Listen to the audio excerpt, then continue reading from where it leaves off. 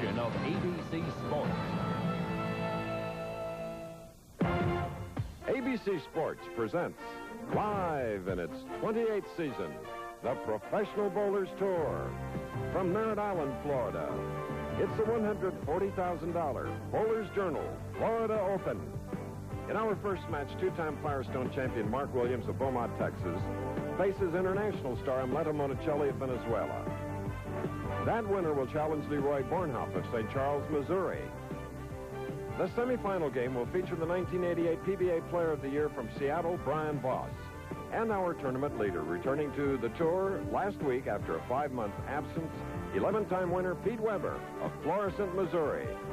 That's our field today on the Professional Bowlers Tour.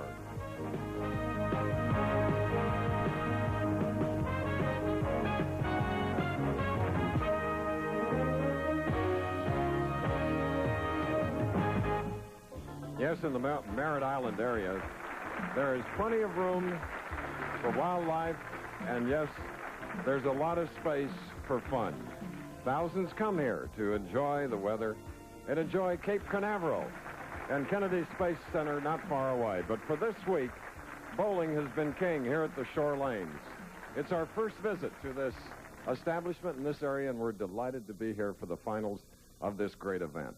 Because within the field of 5, there's a tremendous amount of talent. There are contrasting styles. There are big names that have won big tournaments, and it's going to be competitive right to the end. Speaking of competition, immediately following on ABC's Wide World of Sports, it's 2 parts today. First, from Baltimore, ladies competition and the report on pairs competition at the United States Figure Skating Championships. And then from Vail, Colorado, at the World Alpine Ski Championships, a report on the women's giant slalom. That's immediately following Professional Bowlers Tour, 4:30 Eastern Time. Now, with 2 of the names that are in our field of 5, here is my colleague, Nelson Burton, Jr. Thank you, Chris. The 2 top protagonists in today's field are Pete Weber and Brian Voss. And first, Pete Weber, who is in the number 1 position, who is returning after 4.5-month layoff for alleged improprieties out here on the Professional Bowlers Tour. You told me you were number 1 last week, Peter, and yet you hadn't even bowled for 4 months. Tell me about it. Well, I just, on my time off, I really took care of myself good, gained a little weight. Like I said last week, I'm back, and I'm ready to win. Ryan, you're the Player of the Year. Peter has never been Player of the Year. You're the single-season money leader. What do you have to say to this young upstart who's in the number 1 position? Well, I respect Pete's attitude. You know, you just got to believe in yourself like he does. And as a matter of fact, I demand that because we bowled doubles together in Las Vegas. I know he believes he's number 1, but he knows I believe I'm number 1. So I hope I win the first match and we get to see who's number 1 today. That's a good omen for today's match. Obviously, there's 3 other players, Chris, that have something to say about it. In 90 minutes from now, we'll know who is at least number 1 for this week, and there's a lot of money at stake. Let's take a look. Yes. Total of $140,000, 23 to the winner, 12 for second, 8, 6, and 5. And when you consider Pete Weber, so young, 11 championships already, and then Brian Voss, who has won 6, including the United States Open and the PBA National. If they get to the final match head-to-head, it'll be something. And so will this first game with 27-year-old Amleto Monticelli from Barranquilla, Venezuela. He has a unique style. He was 4th in this event held in Venice last year. International, he is indeed, because he won his first title in 1987, the Japan Cup. Here's the first shot, first match.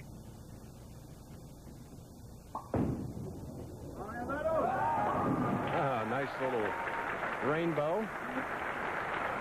I think that's aptly put, Chris. The rainbow, we can see a lot of that today. Mark Williams, also a player who plays the wide sweeping hook, and they're also playing the extreme outside line. 6 titles, including 2 Firestones.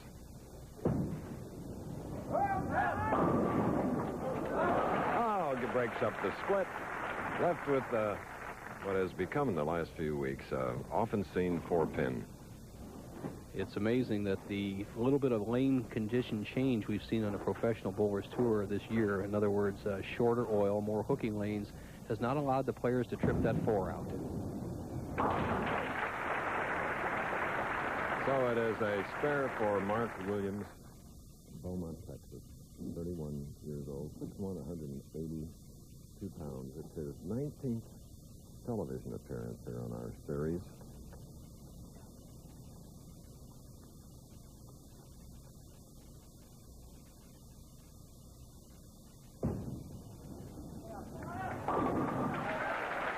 Strike in the second frame for Mark Williams. Bonicelli is back up, and he was married in December of last year.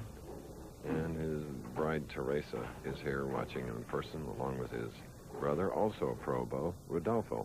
Rodolfo Jr., Rodolfo Sr., the father of these two young men, and Amleto already in business with his father with 2 clothing stores in Barquisimeto area.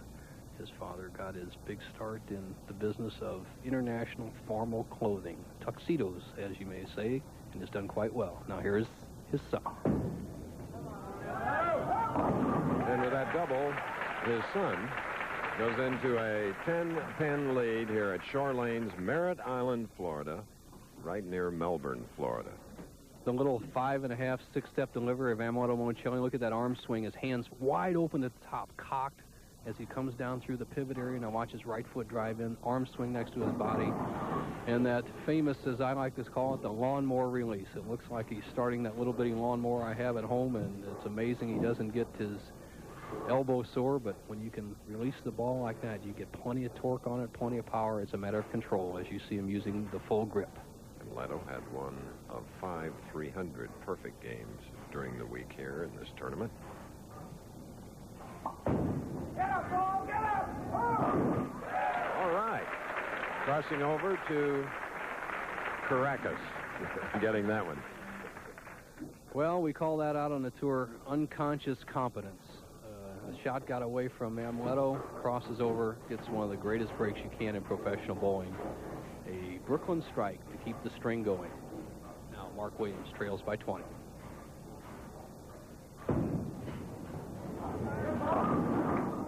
High hit, leaving the 3-6-10, and the 6 all of a sudden faded from the scene, as you see. The 3-10 split, as we've said before, is a almost must spare type at this level of bowling, the top of the line professional level. You at least have to make this 50% of the time to be competitive.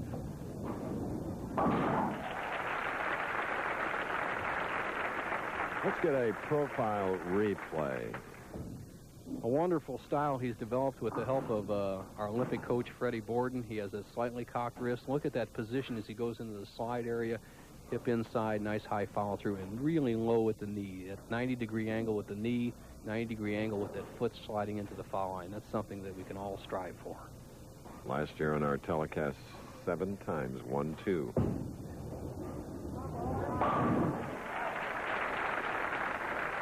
Okay, from this area, the maiden voyage of the Air Force's new Delta II rocket from Cape Canaveral, launch pad 17 tomorrow in this area where it all started. Patrick Air Force Base. For great. And starting right about the center of the lane, going out there right along the channel, a sharp break into the 1-3 pocket makes for some exciting action, Chris. Really does, and here's the man that's strung 3 now, getting ready to shoot in the 4th frame, a 20-pin lead over veteran Mark Williams. Amleto Bonicelli, 8-year member of the PBA, 2 titles, Japan Cup and the Showboat Invitational.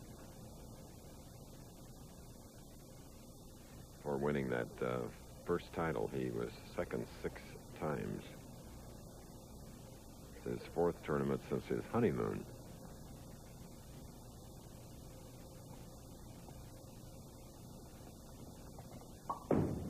Get in there!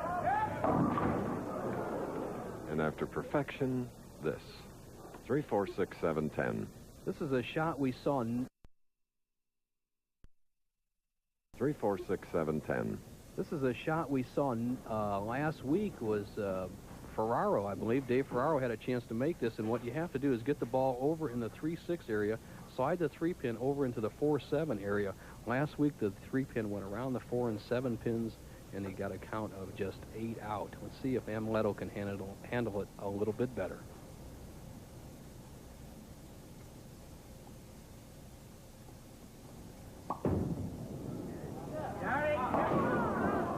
So after 3 in a row, it's an open frame for the Venezuelan, whom earlier he asked why he likes being married. I think it's great. The reason why I got married because I was in love and I was missing her a lot while I was here, and a lot of times I just dropped a week. I just didn't want to board because I felt like I want to go home. It's a great company. She helped me a lot, and she made me think more straight, which is the better way to be out here. Well, I think he speaks for all happy husbands. Nicely put. And he comes back after that wide-open split that he got in the 4th frame, where he went from a 20-pin lead to a 1-pin deficit, recovers with a strike in the 5th, but he has really opened the door for a man who knows how to win. Mark Williams leads by 1, strike up. So our match is close again. We asked Mark how he had developed his various styles. At the moment, we don't have that answer. It's back there, and we'll get it up for you very soon. Very serious man from Beaumont. Uses a slight pushing motion in his release. Notice how he comes back to the top of his swing, unlocks the elbow, then pushes through the target. Excellent way to be accurate. A man that won his first title in 1984 is now taken the lead. Monticelli, though, has a strike up, shooting in the 6th frame. Careful preparation. A little rosin in the finger holes. Obviously, you have to wipe that off. You can have nothing on the outer surface of the bowling ball that would change the roll of the ball or leave any residue on the lane surface. So Monticelli ready to go. Let's see if he can recover from that disastrous 4th frame. All right. So now he trails by only 11 as we look at his bride, Teresa.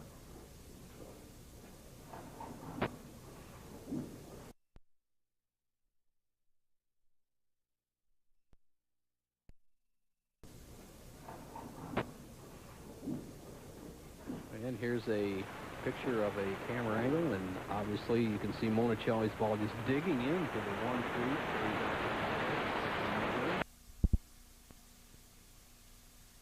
The crowd here at the Shore Lanes, Merritt Island, Florida, surrounded on one side by the Indian River and on the other side by the Banana River, and of course nearby the Atlantic Ocean. As you see, both professionals with 3 baggers up, and shooting is Williams, 7th frame. Now he leads by 11. Now we're going to get the answer to the question how he had developed his various styles. My first 4 years on tour, I've relied predominantly on a slow breaking ball. In 1984,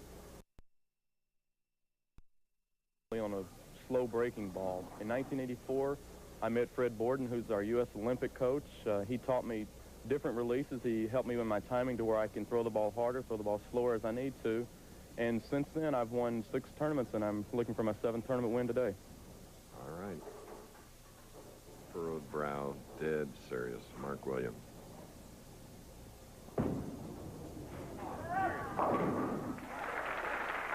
Well, now he's put together 5 in a row and putting the pressure now on the Venezuelan Emleto Monticelli, who has a 3-bagger, and he's going to perform here in the 8th frame of our first match. The winner to meet Leroy Bornhop of St. Charles, Missouri, then Brian Voss, and then our tournament leader, Pete Weber.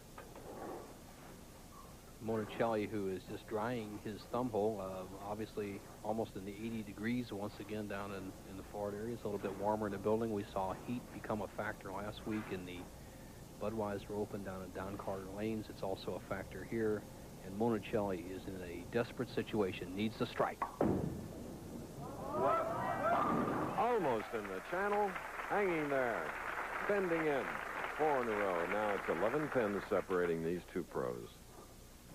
Talk about high-scoring matches through 8 frames. Monticelli has a potential 269 game, and I'll say 259, and Mark Williams can go 270. So Monticelli would behoove him to keep striking, especially here in the pivotal 9th frame. Monticelli taking most of his time off the approach in preparation. And once on,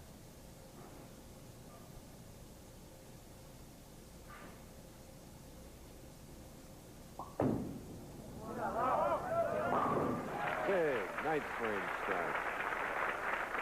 1 pin lead by Williams, who's up and ready. Going back to that little extra time taken by Monticelli, I have seen him rush a few times, and I think he's doing well taking a little extra times. I think most of the players usually, as Monticelli contemplates the job in front of him, most of the players who take too much time tighten up, but not so Monticelli. Now, here's Williams' 9th frame. Stringing 6 now. The man that won the Firestone in '85 and again last year.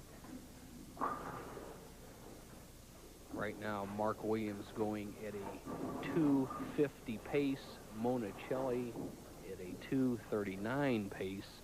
There is a possibility of a tie match here. If Williams does not strike on the next 2 balls, we could have our first tie of the season.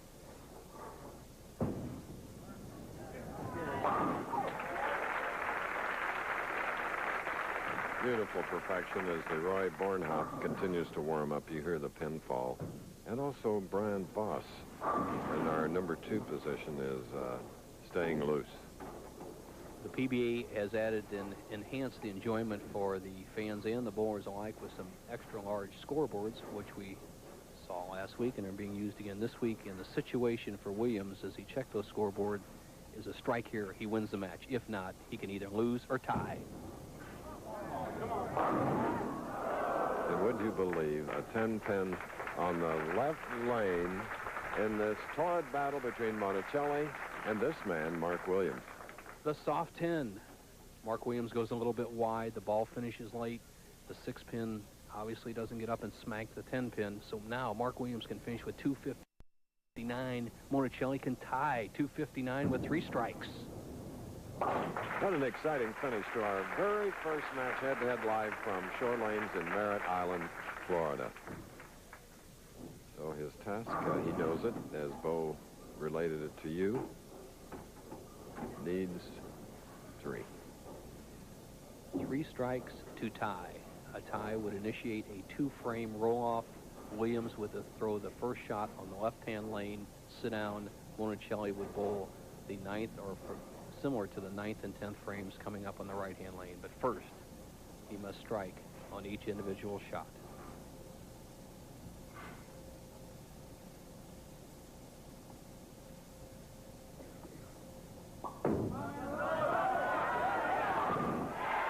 Beautiful loft out under the lane. Great tempo, and Teresa and his brother Rodolfo love it. Well, this is a side of Monticelli I have never seen, Chris. Whether it's the marriage or maturity or combination of both, Amleto is playing a cerebral game out there using the great natural talents that he has. For the first time, I've seen him really be all he can be. Win or lose this match, he'll look at this one as a great, great performance. His job still is to strike on this ball, 1 additional strike, and we would have a tie.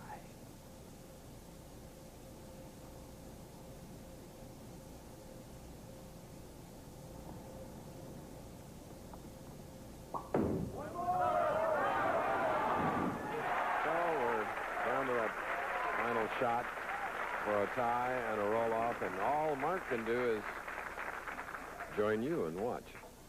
Well, this shot is similar to a last ball in a 300 game, and we've had this situation only once so far in the 1989 PBA season.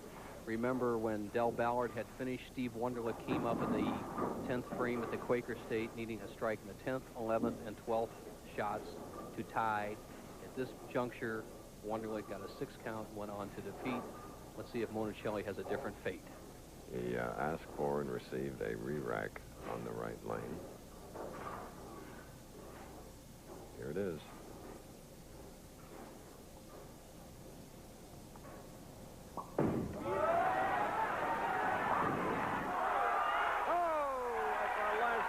The 9 goes out.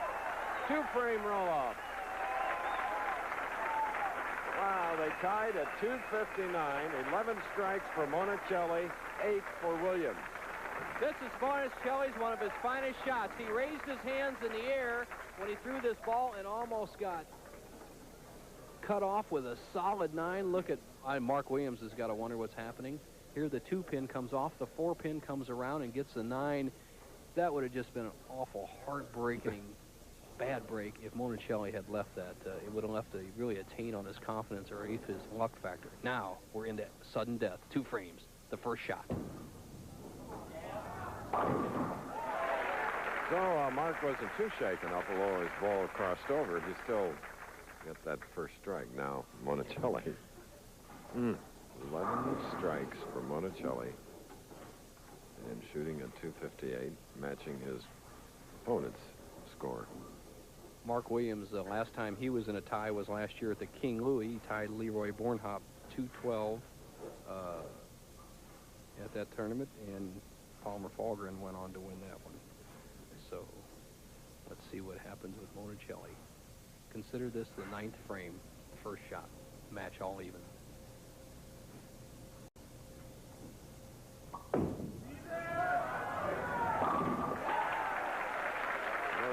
We're still even. All even. Nelson mentioning Palmer Fahlgren. Today he is our scorekeeper.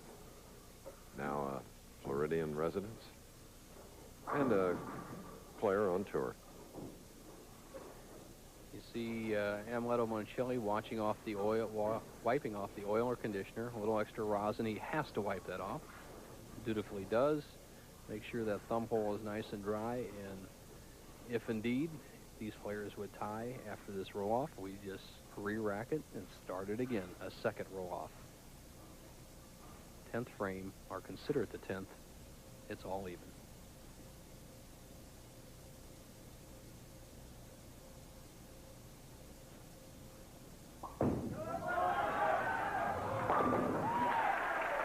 Amazing.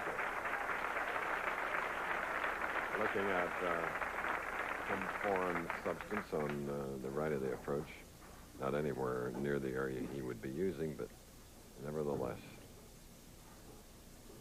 Great eyesight. Great hand-eye coordination, these bowling professionals. Tremendous. Monticelli with 10 consecutive strikes, starting in the 5th frame of the initial match. Strung 8 in a row to finish that. Has strung 2 in a row in the sudden death roll-off.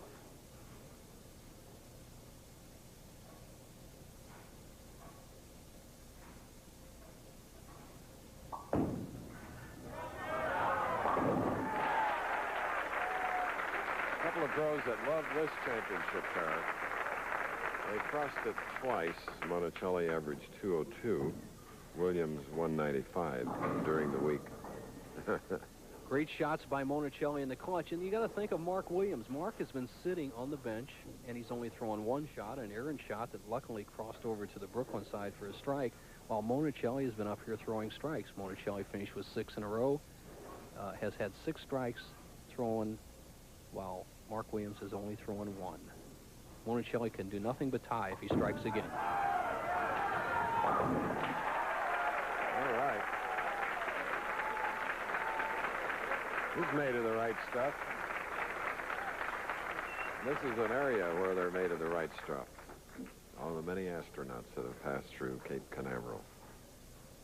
Oh, the only space shot I saw was that of Gene Cernan's here when he became the last man to walk on the moon.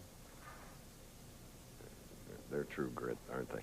No doubt. And this man has to be now. He needs 3 strikes to tie. The same situation Monticelli was in earlier. High hit. It's over. All but the 7-pin, and in a bruising battle, without any punches being thrown, is Monticelli. Now we'll meet Leroy Bornhop.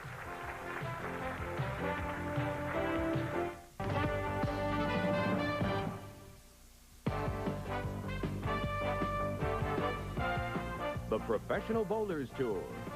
Brought to you by Alka-Seltzer Plus Cold Medicine. Fast, effective relief for tough winter colds. And by Raisin Squares, the cereal with real raisin in the middle.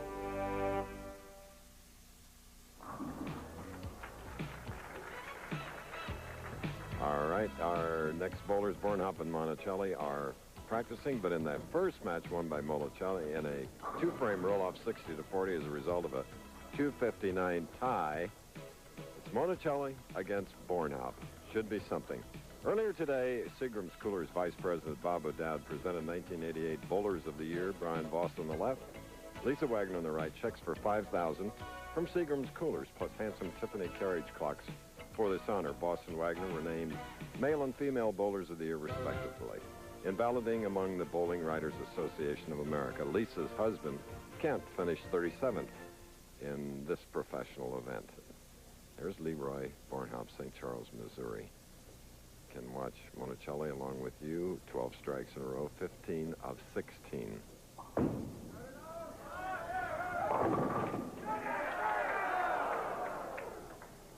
That's a twirling 8. Well, Monticelli goes with that power, and he just really, Chris, as we were talking, looks more under control than I've ever seen him, and came off 12 strikes in a row, kept it wide, didn't get the real good break on the 8-pin, head pin off the sideboard.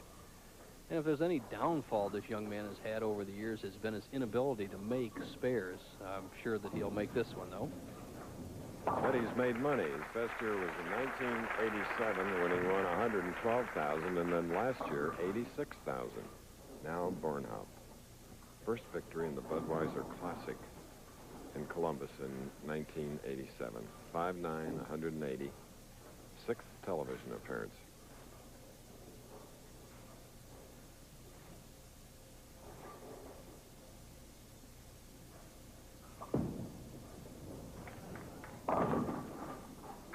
Well, he averted the 7-10, left the 10. Let's replay that last shot from a profile angle. Leroy Bornhop with a standard 5-step delivery. He has that hand open to the top of the swing, wrist cupped underneath it, drives through the pivot area. Pretty good shot right out of the chute. Leaves the 10-pin, kept the ball wide. The key today is to keep it wide. If you go high, you're going to get a lot of splits. If you keep it wide, tremendous strike action. Leroy Bornhop, who had to wait in the wings after a 259 tie and a two-frame roll-off won by Monticelli. And here he is now. Family of bowlers, 3 brothers and a sister. 2 or 3 of them league bowlers. You've known him a long time, Bo. You're right, Chris. A wonderful family. And Leroy, as you alluded to, a league bowler. He was the high average bowler in league at Dick Weberlane's in 1979 with a fabulous 232 average for the whole season. So not only is he used to shooting big scores on the Pro Tour, but he can do it at the league level also. So he can get hot. And Bo had mentioned, there you see Cindy, mother of 2, Leroy's wife. Bo mentioned Dick Weber. He's in the Florida area doing an exhibition at Port St. Lucie. His son, of course, is the tournament leader here today. And you will see Pete after Brian Voss, who will be up and meet the winner of the second game.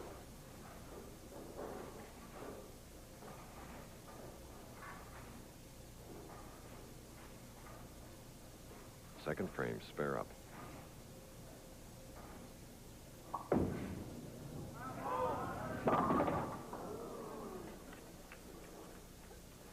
Monticelli, a little bit's probably taken out of him with that performance of having to go extra frames with Mark Williams. Drifts high, leaves the 3, 6, 9, 10. One of the very difficult spares in the sport of bowling. Have to get the ball over in the 3-6 zone and obviously have to carry out the 9-pin. And, you know, he's getting dangerously close, Chris, to getting just almost too slow. You know, it's fine to slow down, but we also have a 15-second rule on the PBA Tour. But that doesn't start till you get on the approach, right? Once you step up on the approach, you have 15 seconds to release the ball. Okay, the young man from Venezuela who wears 2 different colored shoes. Well, he has 2 shoes. Simply, Chris, is there's not a match pair. He has a hard black heel on one sole so he can stop at the foul line, because with that cranking action he has, it allows him to stop and then pull the ball through for a little extra power. And finally, on the pivot step, he has another soft rubber heel so he can drive off hard. He doesn't like to slide much. He goes strictly for power. And being that young, his knees and legs can take that kind of action all week long.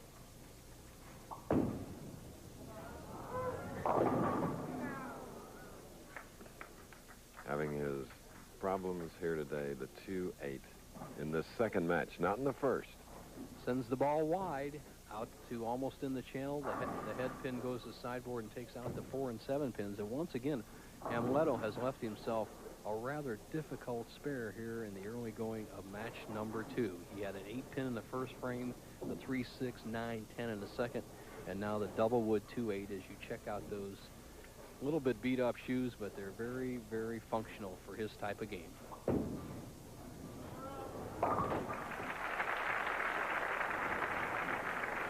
All right, Bornhop ready to go, leading by 6, can increase it to 16, shooting in the third frame. Pete Weber now beginning to loosen up.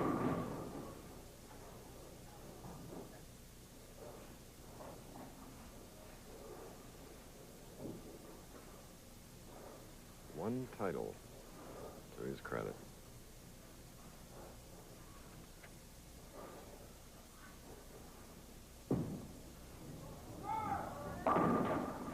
Gets them all for a double and a 16-pin lead here in the second game.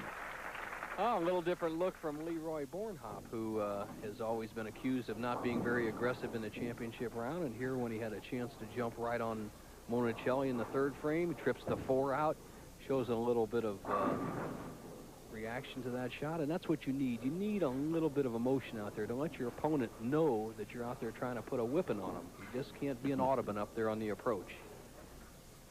Now Bornhop can get Monicelli thinking with one more strike as you see the pressure just etched in his face and in his motions. And handling pressure extremely well, taking a 26-pin lead as a result of 3 in a row. More of the second match following this here by the sea, the Atlantic Ocean. Figure skating on Wide World today. This man has had a beautiful first game. 11 strikes, a tie, 258 with Williams, 160-40 in the 2-frame roll-off. While we were away because we're running behind our time limit because of the roll-off, and Leto was striking the 4th.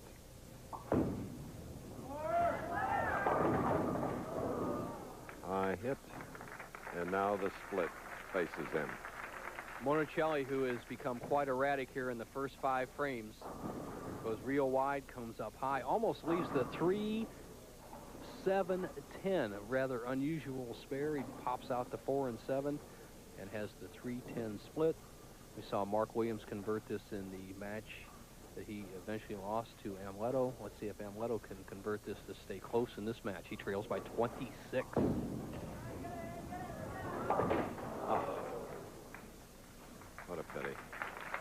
So it's a disaster in the 5th for Amleto. Now trails by 38, and from St. Charles, Missouri, Leroy Bornhop. Bo, you being the squire of St. Louis, where is St. Charles? St. Charles, Chris, is about 25 miles west of downtown St. Louis. Anybody who has flown a lot has to come through St. Louis. St. Charles on the Missouri River, about 10 miles west of the St. Louis airport. A growing, thriving community, really a suburb of St. Louis, Missouri. Okay.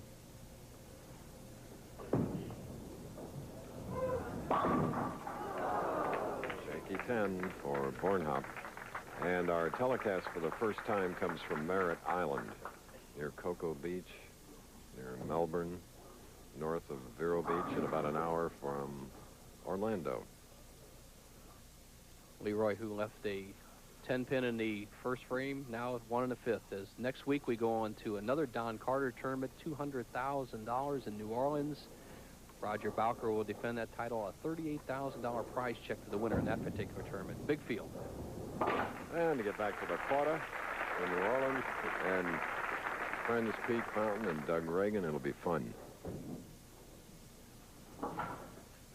Leroy, who started bowling at the age of 11, came through the junior league program in the St. Louis area, which is very strong, has produced Such players as Leroy, Steve Wunderlich, obviously Pete Weber, who's on a championship round today, and has really stuck with his league bowling. He really just plain enjoys bowling, whether it's out here on the Pro Tour or running home to bowl in the Masters League.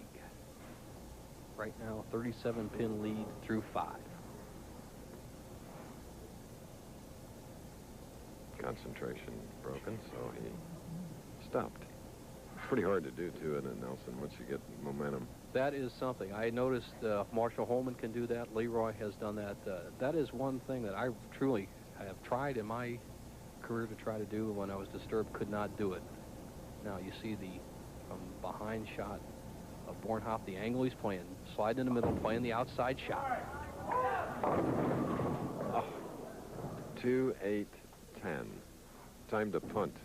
You're right, Chris. This is one of the really difficult spares we have in today's urethane-type bowling. And what you have to do is there's two theories of thought. Get the ball over next to the 2-pin and slide it against the sideboard, have it come back, take out the 8 or 10, or hit them both real hard and bounce it straight back out of the pit. We'll see how Leroy attacks this. I particularly think just hit him real hard. Hopefully you can bounce something out into the 10.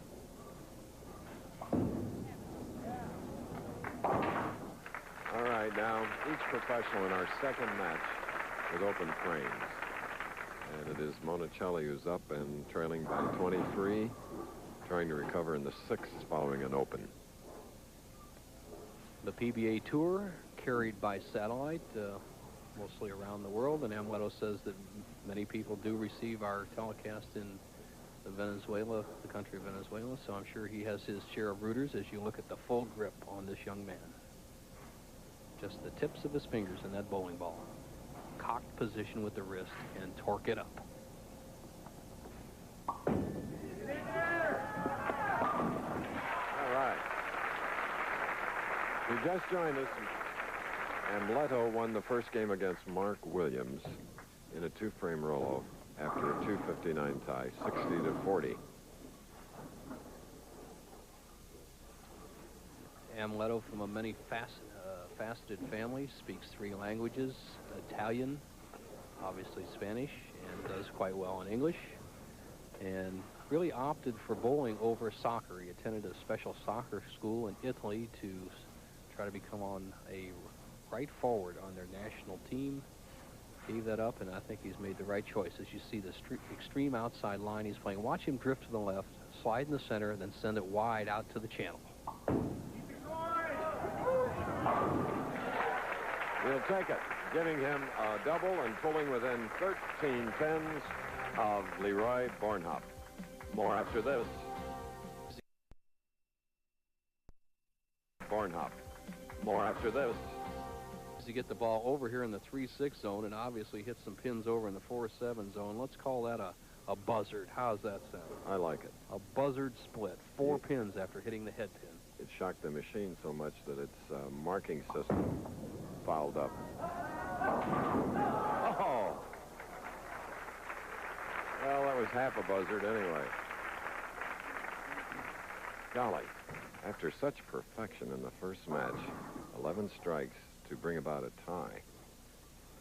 Monicelli's just like a bad round in golf. He can't avoid the double bogeys. He had that big open frame in the 5th frame of the first match. And here in the 5th frame, he's had another big open. And once again, here in the 8th frame, he had a 4-pin split.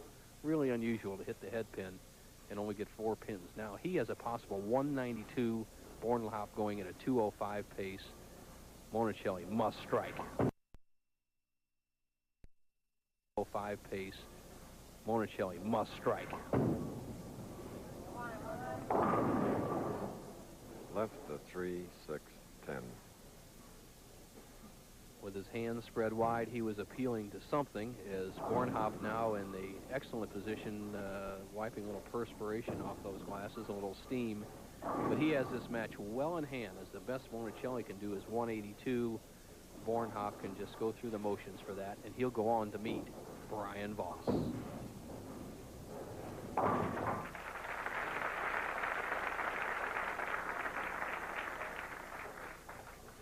So here is Bornhop, first telecast here in '88, only his 6th overall.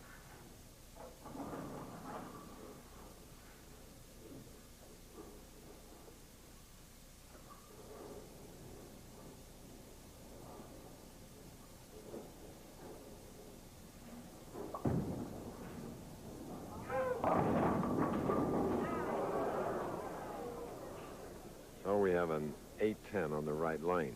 An interesting 8-10 split. Most 8-10s you feel are by a dead ball rolled, but what happens here is he gets a wall shot. And what he has to do is, I would take the 10 pin and try to bounce it out, Chris, almost like making the 7-10, and hopefully get a break, as he has kept Monicelli in the match. He tried. This is our second match. Right now for Leroy Bornhop, as he looks to the side to the overhead telescore, he needs a mark of any type to lock up the match. Another open frame, and Monicelli could clutch it out with a couple of strikes, and still an outside possibility of our second consecutive tie in the championship round. But it can only happen if Leroy opens here in the 10th. The shot on the left lane of the championship pair.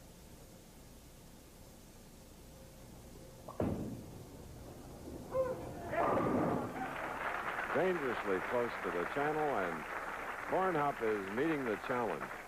And after realizing that Monicelli had fired a 259 to tie and then a 60-40 win in the roll-off, had to be a lot of pressure on this 28-year-old.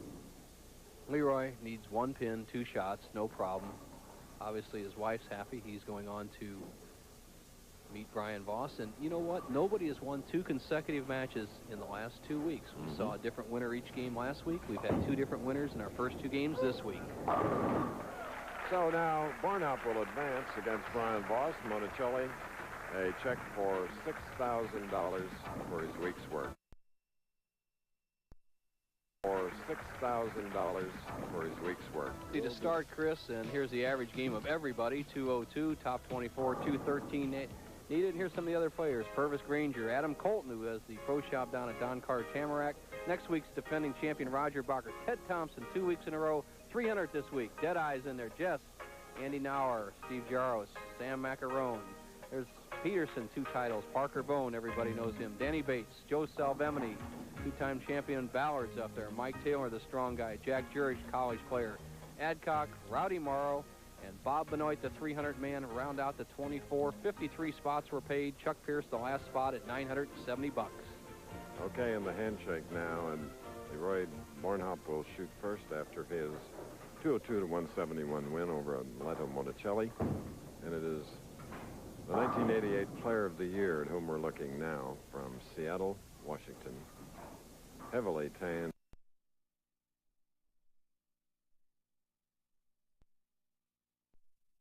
Seattle, Washington. Heavily tanned Brian Voss. Taping that thumb hole. Getting a little loose, extra perspiration. He even said something to me before we went on the air, Chris. He says, I'm having a lot of trouble holding on the ball. It's so warm in here. Definitely a factor. Tighten those holes up. Now, Bornhop, first shot. Great way to start. He had 7 strikes in his victory over Monicelli.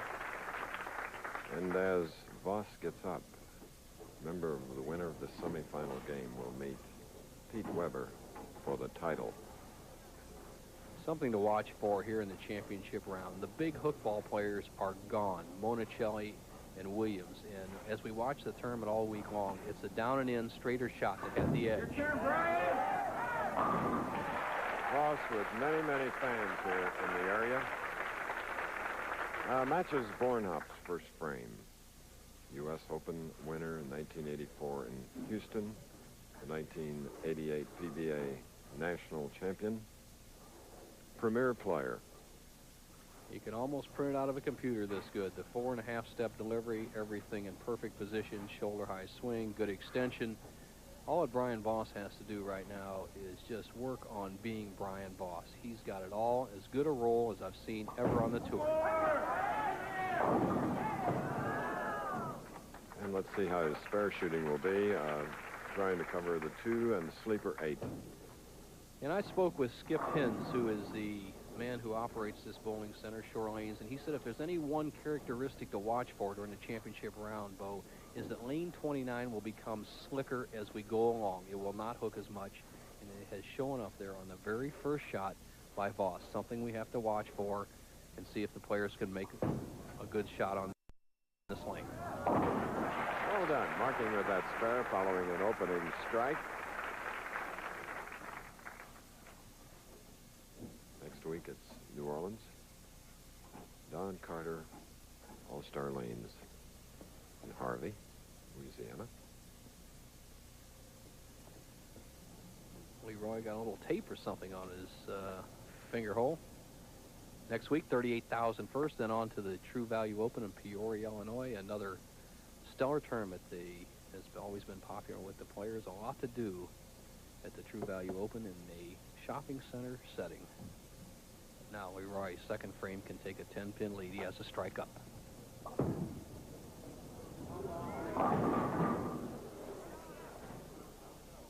He's getting so close to the channel one of these times. He got some oohs and ahs from the crowd on that particular shot. He sends it wide, and this is a pretty easy split because the 2-pin is not held in there by the 8-pin. All he has to do is slide the 2 over into the 10, and for a pro bowler, I'd say it's he can make this 1 out of 3 times, Chris, and it needs it to stay even in the match. Not bad odds. No, not too bad. If you're going to win titles, you got to really make these. You can't let anybody have any open frames.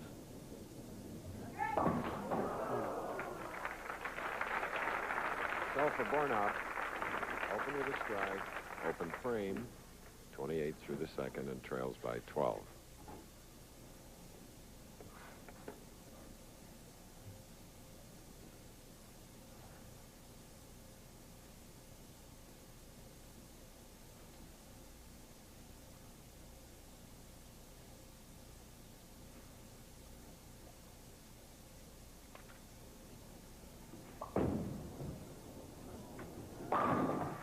Seen a lot of that today. Following a miss or an open frame, they come right back with a power strike. Anytime you have the extreme outside line that all these players are playing today, you're going to have a lot of strikes and a lot of opens because from the acute angle the ball attacks the pocket area, a little slip high cuts right through the heart, and it's difficult to knock out the corner pins. But you're paid a maximum premium if you can keep it in the pocket.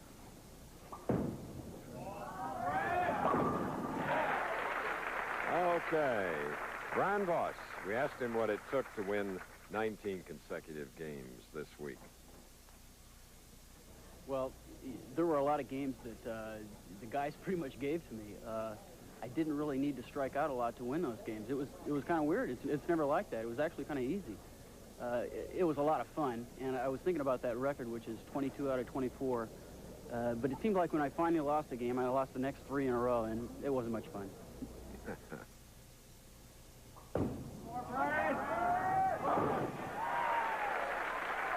For the boy from Seattle of Brooklyn. And a double here in the semifinal game. In the 5th. Trailing by 22 against Brian Voss.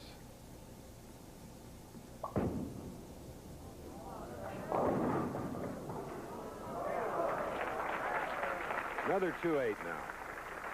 Oh, really got a good break. The head pin went to the sideboard and wiped out the 4 and 7 pins and shot right between the 2 and 8 pins. Watch the action of the head pin as it goes to the left sideboard and goes right between the 4 7s. Now here it comes. It bumps the 4. The 4 shoots right between the 2 8, pops out the 10, and leaves him at least a makeable spare. Tough, but that split was almost impossible. Ooh. Hooking at the end. So that's a 5th frame spare, and Voss opened with a strike, marked with a spare, and then doubled. Kind of a paradox. This young man learned to bowl in Anchorage, Alaska, and now he's bowling for a title in the 80-degree weather of Florida. Shows his versatility not only physically, but only mentally.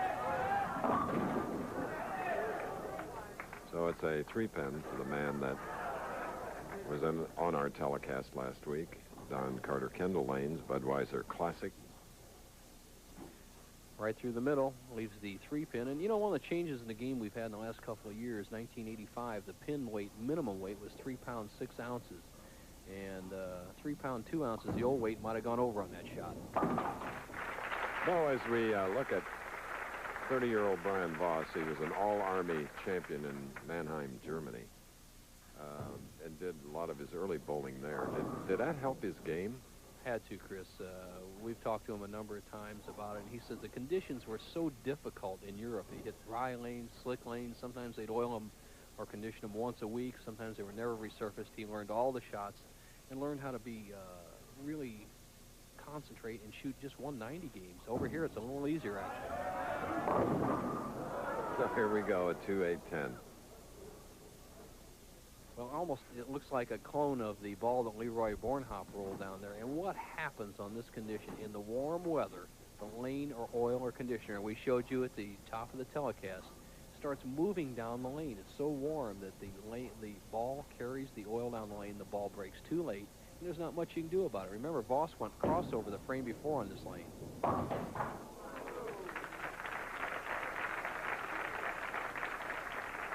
Open in the 6th frame for Voss. 9 pins separate these two.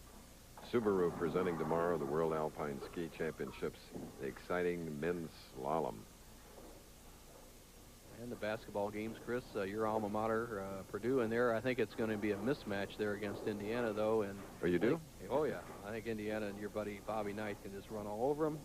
Louisville, UCLA very tough at home. Louisville, one of the obviously very talented teams from the Midwest. Exciting afternoon on ABC.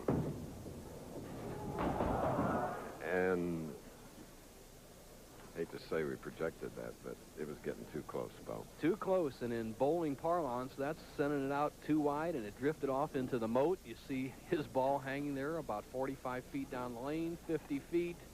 Law of gravity takes over. See you later. A 0, the same as a foul. I think we have any people in the audience that have had that happen to them. I'm sure he's gaining a lot of fans that can empathize with that shot. Including me.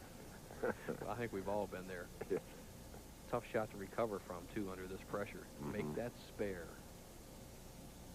Try not to pull it after that happens.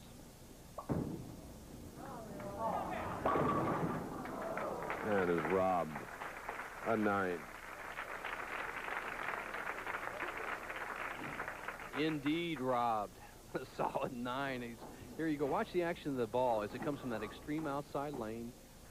It's the 1-3. Now, ball should deflect a little bit into the 5 and 9 pins. It does not deflect at all and hooks right by the 9 pin as the 5 is chopped straight off. Leroy has handed Brian Voss a 30-pin lead after 6 frames. 85 pins through the 6 for Bornhop.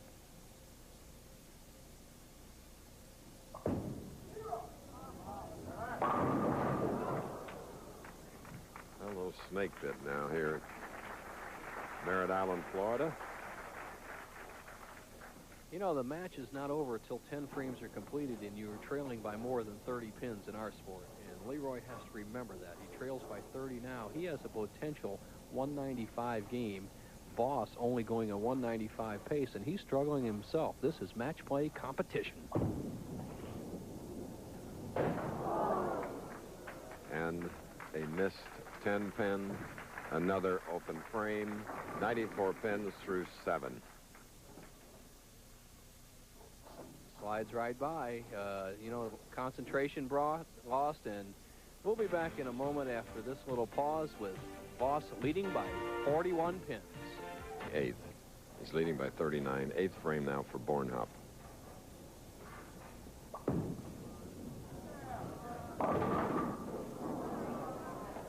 So an 8-10 in the most unusual game, semifinal game, the winner to meet Pete Weber. Adios, Leroy Bornhop. If Leroy doesn't get lucky, bounce this spare out, the best he will be able to shoot will be 163, and he will not beat Brian Voss at all with 163. So we start out with a tie at 259.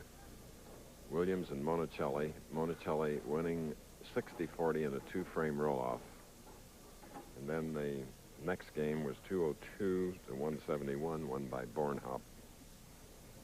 Well, if you were a mathematician and you went on a sliding scale, the next game is going to be about 80 or 90. Game over. 3-6-10. Game over. The best Bornhop can do is 153.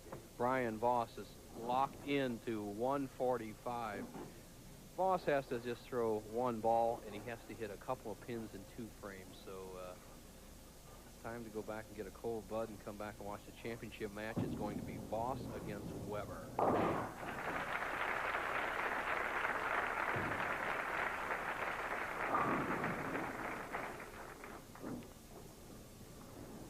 Pete Weber with 11 titles. Voss has 6. So now to throw this ball and be the winner from the number 2 position, the winner of the game, not the title. Okay, Brian Voss will meet his doubles partner, good friend, but fierce competitor, Pete. 14-6 strikes. Bornhop, 152. Now a dream match between Pete Weber and Brian Voss. Here's a look at the Budweiser Kingpin standings coming into this tournament.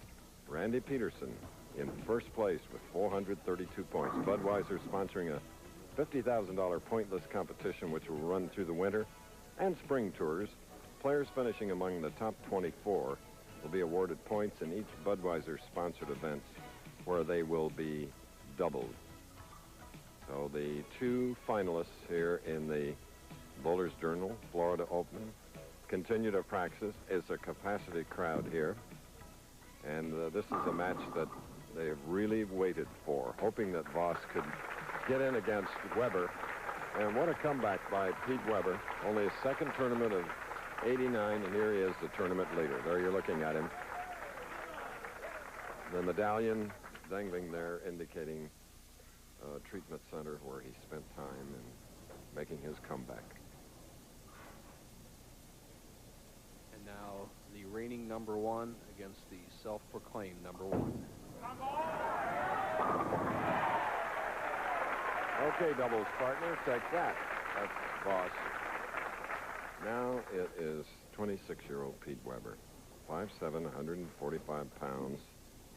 10 years, PBA, 11 titles, including the 88 U.S. Open.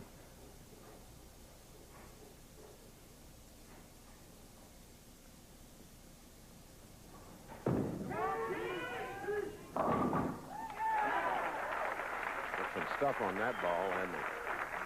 That was some shot, Chris. First time back, as the great Carmen Salvino would say, as you see his form, Weber popped his jellies on that one. He waited for that ball. He got that high swing, and right here is where if you're nervous, you're going to jump at it. He waits, lets that swing happen, has the high follow through, and he just destroyed that rack. Let's see if he can maintain that tempo through 10 frames, because he's going to need it against Voss. 44th television appearance.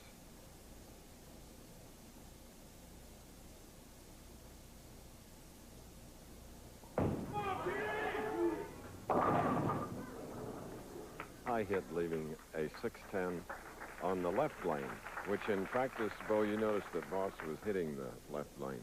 It's been the lane that has decided the matches so far in our championship round, the left lane. Weber struggling, going high on his first shot, and it was slightly errant shot, so maybe not a real indicator.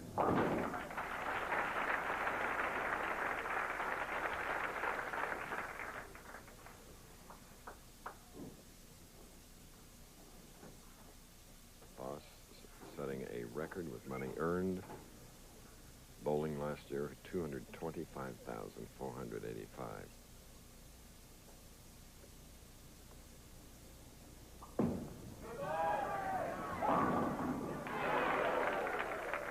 All but the 7. Something to consider as we watch this match develop. Remember, Randy Peterson last week opted for the, as you see the pin action here, Voss's ball coming in light. The 5 going over towards the 7 doesn't do the job. Randy Peterson, on the same type of lane condition, moved inside and just played a nice, safe match in his victory over a confused Dave Ferraro last week. Let's see if either one of these players go for that type of strategy. So after 2 frames in this battle between friends and competitors, we're all even. As Weber looks at the rack, making sure that the pins are on spot. Equilateral triangle, all 10 pins 12 inches apart, base to base. He's making sure as he squeezes on that rosin that they're set right on spot in this important situation. Now Voss, 3rd frame.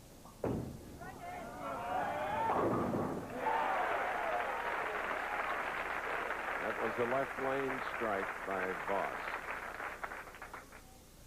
What Voss has done to conquer the left-hand lane, instead of trying to play more hook and softening it up, he moved to the right and threw much harder. He was going at 19 miles an hour in the early going. He has sped up to as high as 22 miles an hour on some of his shots. That is the proper way to overcome a tough lane condition. Let's see Weber, how he reacts to Brian Voss's. Oh, yes. One of his great ones. Answer to two questions. Is he in shape, and has he modified his hook ball, and why? Well, as far as being in shape, I think I'm pretty much in shape. I've been really taking care of myself these past 4.5 months. And as far as the hook on the ball, my brother Rich has been watching the shows since the beginning of the year, and he's noticed that the people that are staying behind the ball and coming out of the ball clean are winning, and that's what I've been practicing on, and I'm here to win. He means that. And he's cut about 10 boards of hook off that bowling ball to conquer these little bit drier, shorter oil conditions on the Pro Bowlers Tour. And right now he can take the lead, fourth frame. The match is still even.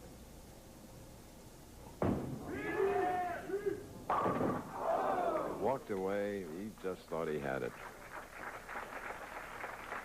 Well, Pete Weber's second frame pulled the shot. That's when he went high and left the 6-10 spare. Here he went right through the shot, trying to take the early lead. Solid 10. This match, obviously, of two pretty equal combatants. Okay, we're in our championship match, Merritt Island, Florida, on ABC's Professional Bowlers Tour. We'll be back. It's changed drastically. There's an open frame in the fourth. Voss leading the 4, 6, 7. Got them all but one. Now trailing by 12, shooting in the fifth frame. We bowled through because we're running behind our 90-minute time segment.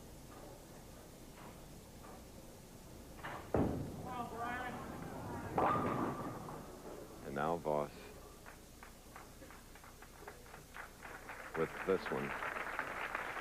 Voss having the same fate that we've seen many of the other top players have in the last 2 weeks, and that's struggling after winning a match. And Voss has left a fairly simple split. We haven't seen this missed in 2 weeks. Got to get the ball next to the 3-pin, bounce the ball into the 10, and he needs this to stay close in the match, or Weber will open up a 23-pin lead sitting on the bench.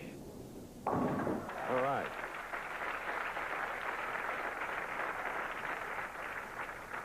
Great example of how to do it. What basically has happened to the lane condition, we showed you at the top of the telecast, the oil was applied 21 feet, buffed to 41 feet. Now, with the warm weather, a lot of bowling, this oil or conditioner has drifted towards the back end of the lane. Now there's no hook area. Remember, we had 19 feet for that ball to make the hook to the pocket. Now maybe there's only 9 or 10 feet as that oil has drifted, and the players cannot handle that type of condition. When the oil's too far, it makes the condition very tough. Again, a 10-pin. And what a smooth shot he made here as you see the style that Pete has basically, what he says, learned from Mark Routh. High open hand at the top of the swing. Then he drifts right with his foot that brings that swing back into his body. And look at the angle of attack right out over the edge. Okay. Pete Weber with 11 titles. His dad, Dick, with 26. He won one of our first telecasts back in '62. He won $4,000 in Puerto Rico. Today, the winner of this game will get 23. And, Chris, we're going to have another delay as Pete popped that 10-pin out on lane 30 when he shot it, and it's laying in the middle of the lane. And the magic fingers from the back end say, whoops. If things weren't slow enough today, we have an additional delay. Part of the slowness coming from a tie at 2:59 in our first match, and then a 2-frame roll-off, which Monicelli won over Mark Williams, 60-40. Okay. Bowling spectators, they'll applaud just about anything. They're terrific folks. Well, there's not many things that would really bother a pro bowler, but it's action in front of the foul line down towards the pin area or in his peripheral vision that would bother him. So Pete made a wise decision, just kind of waiting till that was out of the way. Now, 6th frame, he leads by 11, spare up.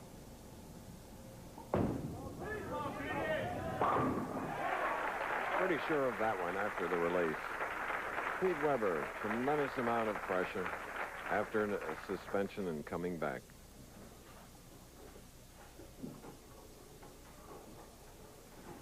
Tremendous momentum. He never blinked his eyes at all from the top of his arm swing till after the ball had passed over the target. That takes a lot of concentration to really put that much power into it and still be steady. Now Voss needs to bounce back. Crosses over. That was the strike in the 6th frame of the championship game. And a obviously confused Brian Voss, who wants to win this early tour showdown with one of his main competitors for that Bowler of the Year title that he currently holds, needs to get a strike here in the 7th. He's been all over the lane. Weber seems zeroed. Voss needs to put a little bit of pressure on him, and he can do that with a strike here in the 7th. And only one pin separating these extraordinary professionals on the Pro Bowlers Tour.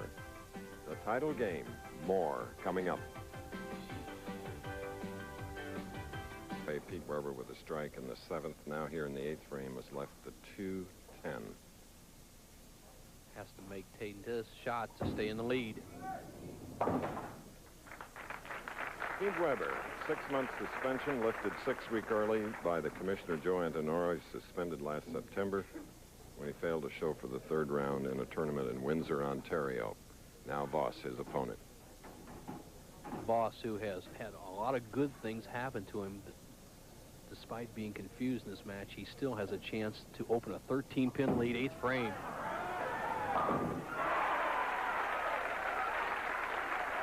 Three in a row for the Player of the Year.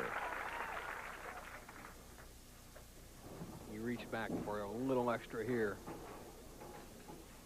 Right now, Brian Voss going at a 2:08 pace. Pete Weber 195. As much as they've struggled here in the championship round in the last 2 games, a strike here in the 9th frame would be monumental for Pete Weber to overcome.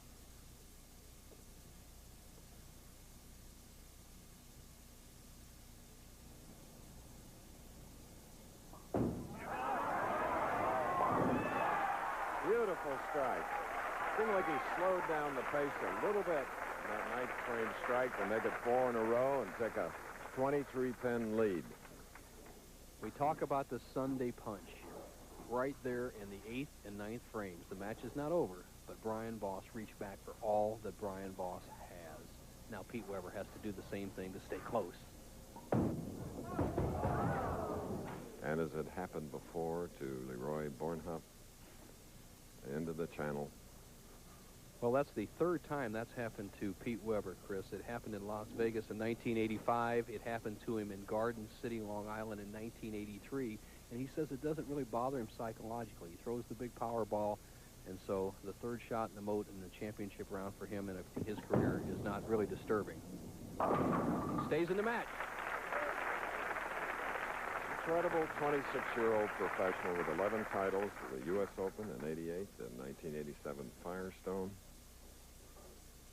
and his opponent with equally extraordinary credentials. Well, that was just sent out. He's playing the last board. There's 39 boards on a bowling lane, and Pete obviously playing the last one, as we've seen other players today. Now he must strike on the next 2 shots to stay in the match, or Voss will win.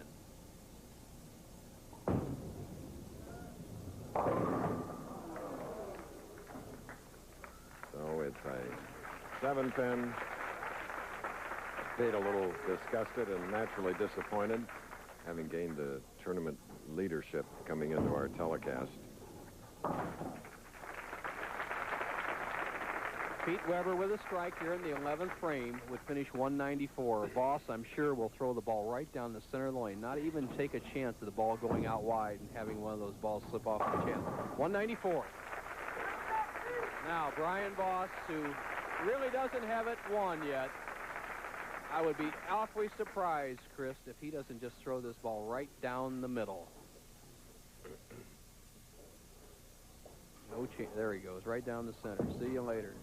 That's a winner. Okay, Brian Voss has won his 7th PBA title, defeating a very close friend and doubles partner, Pete Weber here in the Bowlers Journal Florida Open at Merritt Island, Florida. Coming up next, 2 exciting events on ABC's Wide World of Sports. The ladies' competition and pairs report at the United States Figure Skating Championships and the World Alpine Ski Championships feature a report on the women's giant slalom. The Professional Boulders Tour has been brought to you by AARP, Making a Difference, and by Budweiser, Beechwood Age for that clean, crisp taste. This Bud's for you. This has been a present.